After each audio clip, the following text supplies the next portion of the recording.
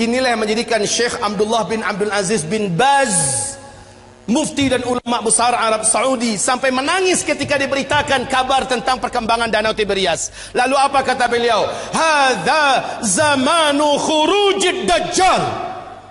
Inilah dia zaman kita, zaman saya, zaman tuan-tuan dan puan-puan semua, zaman bapak ibu dan zaman anak-anak kita masih hidup. Makhluk terlaknat ini akan keluar, Dajjal. Dan Danau Tiberias apabila dia menyusut menandakan Dajjal akan keluar. Ini juga sudah kita saksikan. Bagaimana kita ingin membantah kaum muslimin? Kita yang tidak boleh itu menentukan tanggal sekian, bulan sekian, tahun anu, itu baru haram. Tapi kalau kita bertanya dan mempelajari tentang tanda-tandanya, Nabi mengatakan dua banget nih. Nabi mengatakan kalau ini pertanyaan ente tentang tanda-tanda, saya bisa jelaskan. Dan inilah kewajiban saya menjelaskan kepada Bapak Ibu. Bukan mencocok-cocokkan, ya memang cocok. Karena Danau Tiberias hanya cuma satu di muka bumi, di Israel. Yang dulunya adalah Syam juga. Baik kaum muslimin yang kami muliakan. Yang kedua, laki-laki yang terikat ini yang ternyata adalah Dajjal. Dia bertanya tentang Danau Tiberias. Lalu Tamim Ad-Dari berkata, apanya yang kau ingin tanyakan? Airnya, masih ada air nggak sekarang? Maka dijawab oleh Tamim, airnya banyak. Dan memang Danau Tiberias ini sejak terbentang bumi tidak pernah airnya susut. Airnya full maksimal. Lalu apa kata laki-laki yang terikat itu? Dajjal ini, nanti kalau airnya sudah menyusut, tinggal sedikit, saatnya saya akan mengelilingi seluruh dunia, saya akan masuk seluruh kota-kota, saya akan kuasai manusia. Untuk Bapak Ibu ketahui seluruhnya, sejak tahun 2003 terjadi penyusutan. Lalu 2004 pemerintah Israel secara resmi membuat garis merah. Ternyata, perhatikan ini, perhatikan, ini adalah garis dari permukaan Danau Tiberias, ya. Ah, ini dasarnya. Kaum muslimin, sejak 2003 sampai 2013, sejak 2003 sampai 2013, danau ini telah mengalami penyusutan yang sangat signifikan. Padahal kedalaman danau ini hanya 45 meter saja. 45 meter saja. Ya. Dalam hanya hitungan 10 tahun sudah 16 meter menyusut airnya dari permukaan. 16 meter dari kedalaman 45 meter, maknanya sudah lebih 30%. Coba buka YouTube.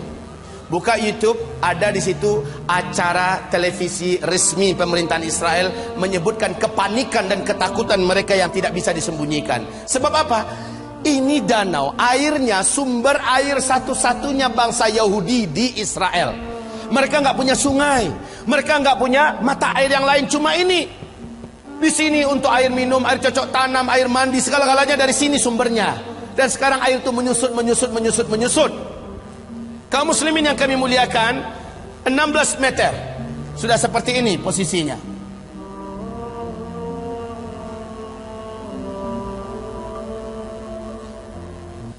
Tahun 2015 akhir 2015, bahagian yang paling menonjol dari danau ini sudah muncul seperti pulau-pulau kecil. Kelihatan seperti pulau-pulau kecil di atas permukaan danau.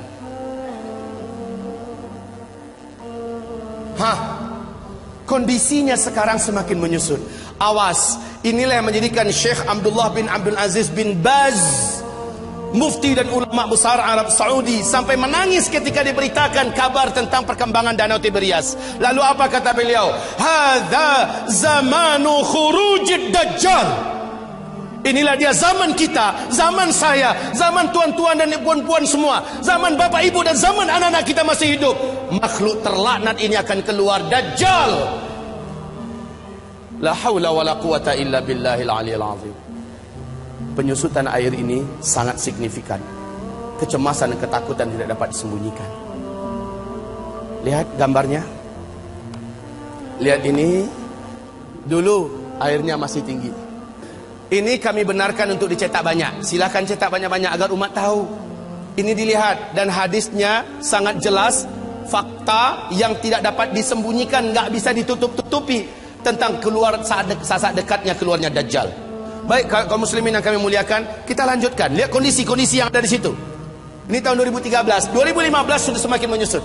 Sudah semakin susut airnya. Sekarang negara-negara besar dunia sudah membuat simbol-simbol penyambutan kedatangan Dajjal.